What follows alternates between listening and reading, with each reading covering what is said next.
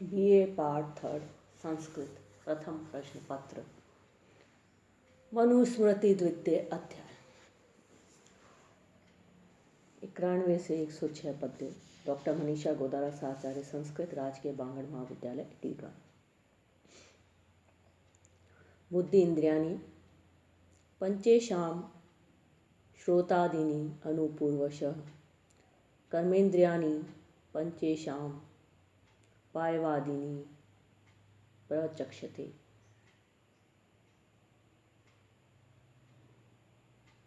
इनमें पहली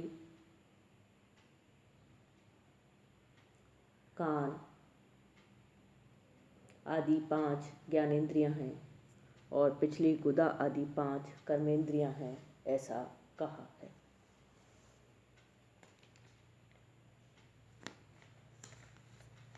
इनमें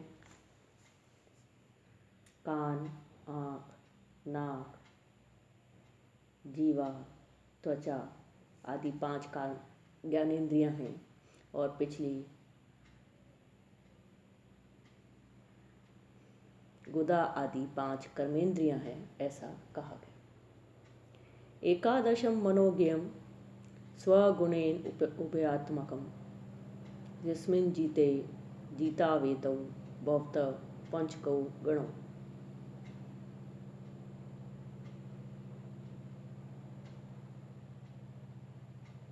मन को 11वीं इंद्रिय जानना चाहिए। यह अपने गुण से कर्मेंद्रिय और ज्ञानेंद्रिय दोनों का ही आत्मा स्वरूप है। इसके जीतने से उपयुक्त दशों इंद्रियां जय हो जाती हैं, जीत ली जाती। 5 ज्ञानेंद्रियां मानी गई है। कान, आँख, नाक, जीवा और त्वचा। 5 कर्मेंद्रियां मानी गई है। वाक, पानी, पाद, पायु और उपस्थ। और 11वां मन माना गया है। मन को 11वीं इंद्रिय जानना चाहिए। यह अपने गुण से कर्मेंद्रिय और ज्ञानेंद्रिय दोनों का ही आत्मस्वरूप है। इसके जीतने से उपरोक्त दशों इंद्रियां विजित हो जाती हैं, जीत ली जाती हैं। इंद्रियाणां प्रसंगेन दोषम ऋच्छति संशयम समनियम्य तु तान्येव ततः सिद्धिं नियच्छति। मनुष्य इंद्रियों के प्रसंग में निसंदेह दोष को प्राप्त होता है और उन्हीं को रोक कर सिद्धि पाता है। मनुष्य इंद्रियों के प्रसंग से निसंदेह दोष को प्राप्त होता है और उन्हीं को रोक कर, उन्हीं को जीत कर सिद्धि पाता है। न जातु कामः कामान उपभोगेन शाम्यति हविषा कृष्णवर्तमेव भूय एव अविवर्तते।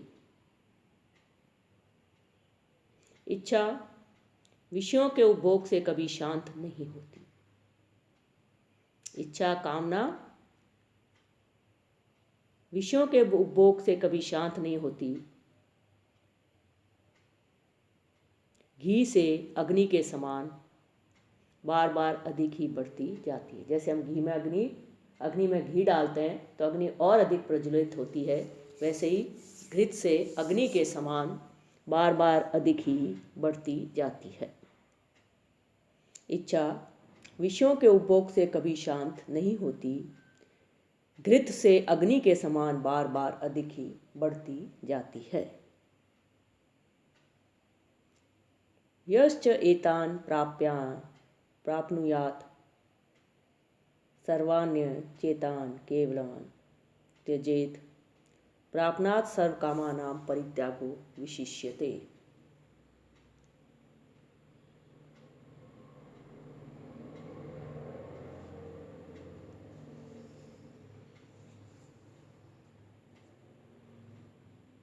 यश्च और जो इन सब विषयों को प्राप्त करे और जो इन सब को त्याग दे, इन दोनों में से सब विषयों के पाने से उनका त्याग अधिक अच्छा है।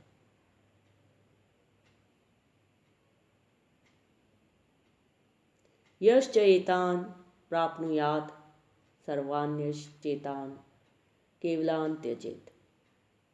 जो इन विषयों को प्राप्त करे और जो इन सबको त्याग दे।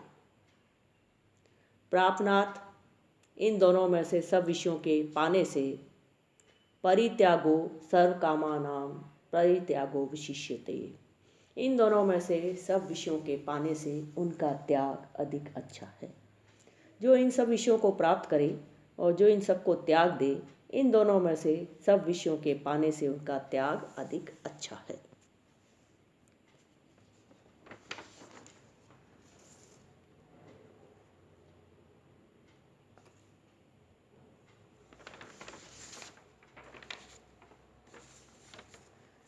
न तथेतानि शक्यन्ते संनियन्तुम् असेवया विशेषु प्रजुष्टानि यथा ज्ञाने नित्यश। और जैसे ये विषयों में लगी हुई इंद्रियां ज्ञान से नित्य प्रतिरोध की जा सकती हैं, वैसी विषयों की सेवा न करने से नहीं। जैसे ये विषयों में लगी हुई इंद्रियां ज्ञान से नित्य प्रतिरोध की जा सकती हैं, रोकी जा सकती हैं, वैसे विषयों की सेवा न करने से नहीं। वेदा त्यागश्च यज्ञाश्च नियमाश्च तपांसि च न विप्रदुष्ट भावस्य सिद्धिं गच्छन्ति अकहिर्चित्। दुष्ट भावस्य, दुस्वभाव वाले मनुष्य के वेद, दान, यज्ञ, नियम और तप ये कभी भी सिद्धि को प्राप्त नहीं होते हैं।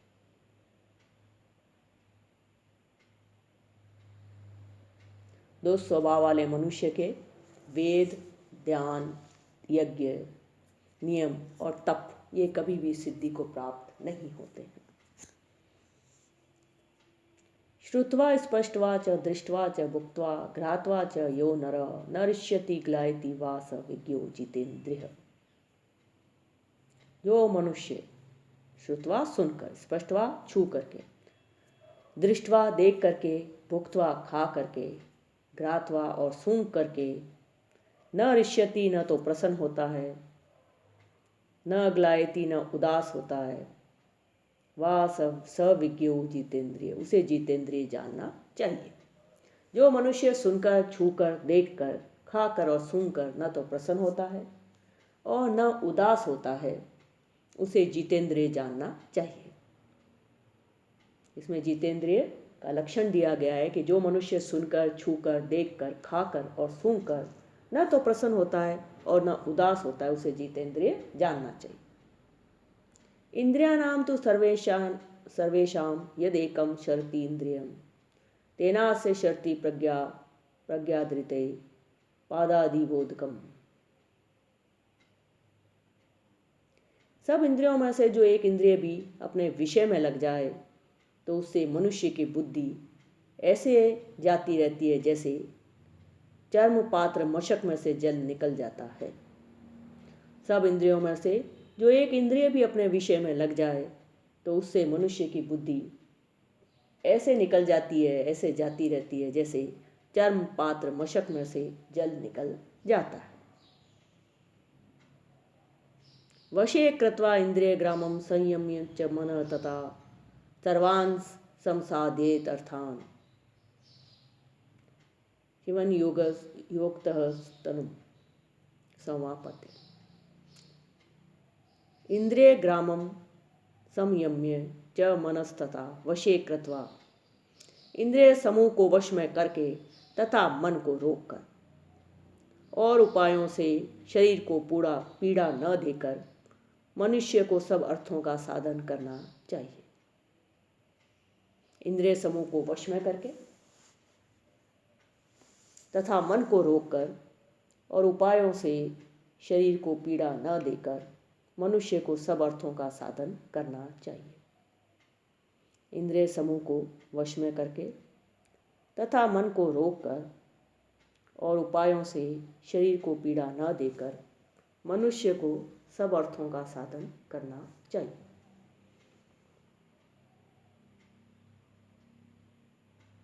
पूर्वो संध्यां जपं तिष्ठेत् सावित्रीम् अर्क दर्शनात् पश्चिमां तु समासीन सम्यग् विभावनात्।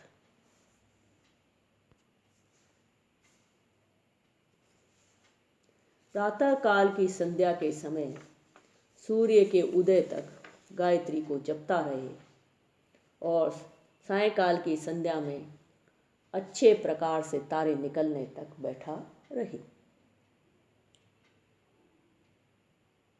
प्रातः काल की संध्या के समय सूर्योदय तक गायत्री को जपता रहे और सायंकाल की संध्या में अच्छे प्रकार से तारे निकलने तक बैठा रहे।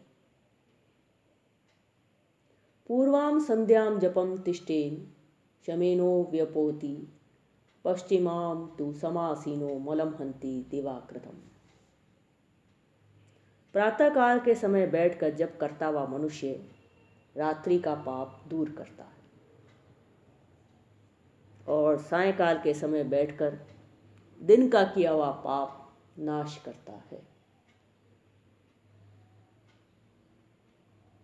प्रातःकाल के समय बैठकर जप करता हुआ मनुष्य रात्रि का पाप दूर करता है और सायंकाल के समय बैठकर दिन का किया हुआ पाप नाश करता है।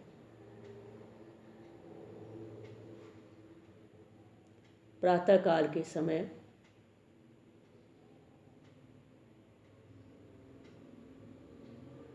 बैठकर जप करता हुआ मनुष्य रात्रि का पाप दूर करता है और सायंकाल के समय बैठकर दिन का किया हुआ पाप नाश करता है।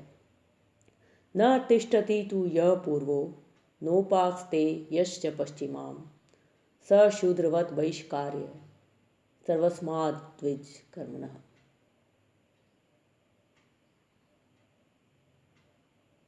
जो मनुष्य न तो प्रातःकाल संध्या करता है और न सायं संध्या करता है,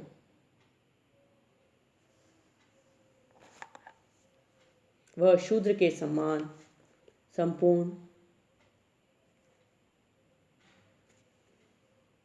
द्विज कार्यों से बाहर निकालने के योग्य है।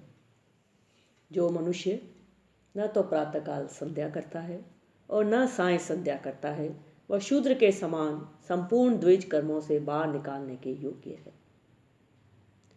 अपाम समीपे नियतो नैत्यकम विधिम आस्थितः सावित्र्यम अपि अधियत गत्वारण्यम समाहित। 104वां पद्य। वन में जाकर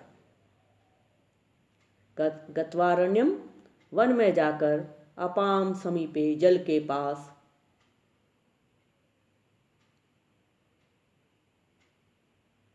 इंद्रियों को रोककर एकाग्र चित्त से नित्य के विधि करने पर गायत्री का जप करें। वन में जाकर जल के पास इंद्रियों को रोककर एकाग्र चित्त से नित्य की विधि कर चुकने पर गायत्री का जप करें। वन में जाकर जल के पास इंद्रियों को रोककर एकाग्र चित्त से नित्य की विधि कर चुकने पर गायत्री का जप करें। वेदोपकरणे च एव स्वाध्याय चेव नैत्य के नानुरोधो अस्ति अनध्याय ओम मंत्रेषु चेव ही। वेदोपकरणे च एव स्वाध्याय चेव नैत्य के, वेद के अंग, नित्य के स्वाध्याय और होम के मंत्रों में अनध्याय की रुकावट नहीं है, अर्थात इन्हें अनध्याय में भी करें। वेद के अंग, नित्य के स्वाध्याय और होम के मंत्रों में अनध्याय की रुकावट नहीं है, अर्थात इन्हें अनध्याय में भी करें। 106वां पद्य। 106। नैत्य के नास्ति अध्यध्यायो ब्रह्मसत्रम हि तत्स्मृतम ब्रह्माहुति हुतम पुण्यम अनध्याय वशठ कृतम। नित्य कर्म में अनध्याय नहीं है, क्योंकि उसे मनु जी ने ब्रह्म यज्ञ कहा है, उसे मनु ने ब्रह्म यज्ञ कहा। वेद की आहुति का हवन और अनध्याय में किया हुआ वशट्कार भी पुण्य रूप है। वेद की आहुति का हवन और अनध्याय में किया हुआ वशट्कार भी पुण्य रूप है। नित्य कर्म में अनध्याय नहीं है क्योंकि उसे मनु ने यज्ञ ब्रह्म यज्ञ कहा।